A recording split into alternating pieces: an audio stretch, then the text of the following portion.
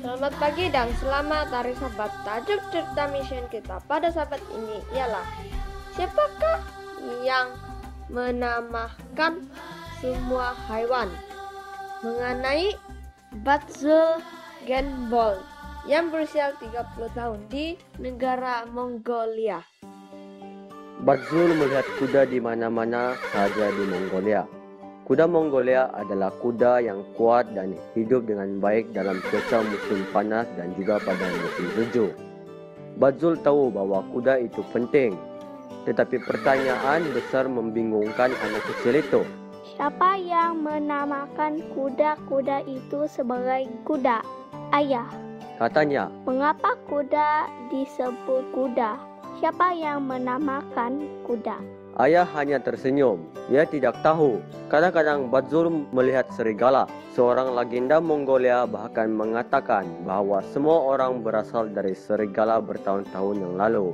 Batzul tertanya-tanya. Siapakah yang menamakan serigala sebagai serigala? Tetapi tidak ada yang dapat memberitahu dia jawabannya. Batzul bertumbuh dari seorang anak kecil hingga remaja besar. Dia belajar banyak perkara di sekolah, tetapi dia masih tidak tahu siapa yang menamakan haiwan-haiwan tersebut.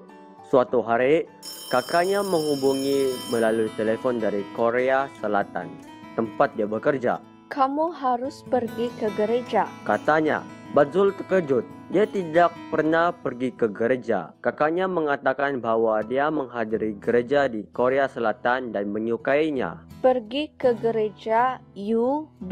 Katanya, UB adalah singkatan dari Ulaan Baatar, ibu kota Mongolia. Batzul tidak tahu di mana hendak mencari gereja UB.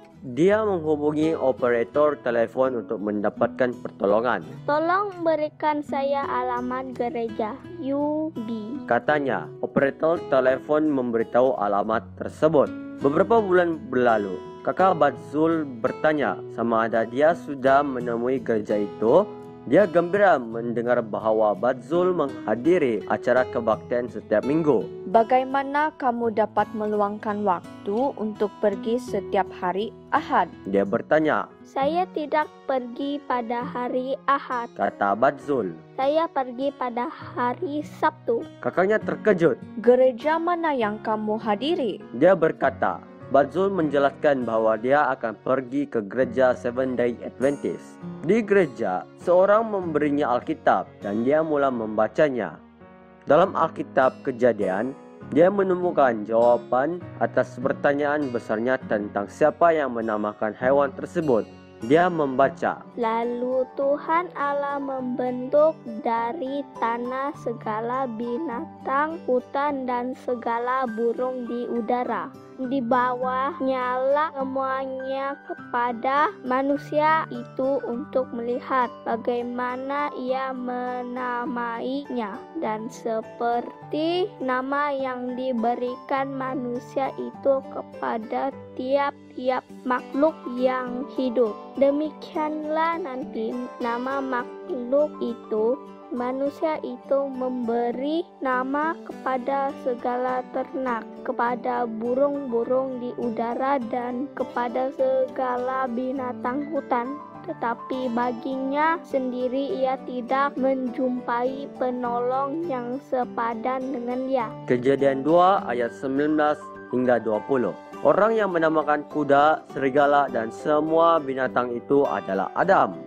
Batzul belajar lebih banyak lagi semasa dia membaca Alkitab. Dia belajar bahwa orang bukan berasal dari serigala, tetapi diciptakan oleh Tuhan yang sama yang menjadikan semua binatang. Dia diciptakan oleh Tuhan. Dia menyukai bunyi ayat itu dan dia memutuskan untuk memberikan hatinya kepada Tuhan. Hari ini, Batzul bekerja sebagai misionaris yang dipanggil Perintis Misi Global di Mongolia.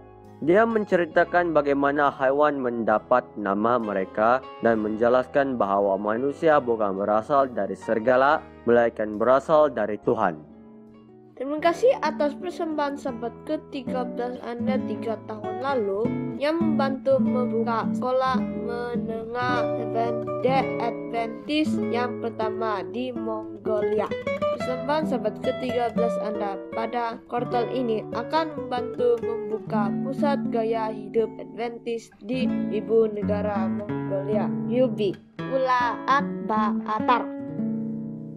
Sekian cerita misi kita pada sahabat ini. Tuhan memberkati.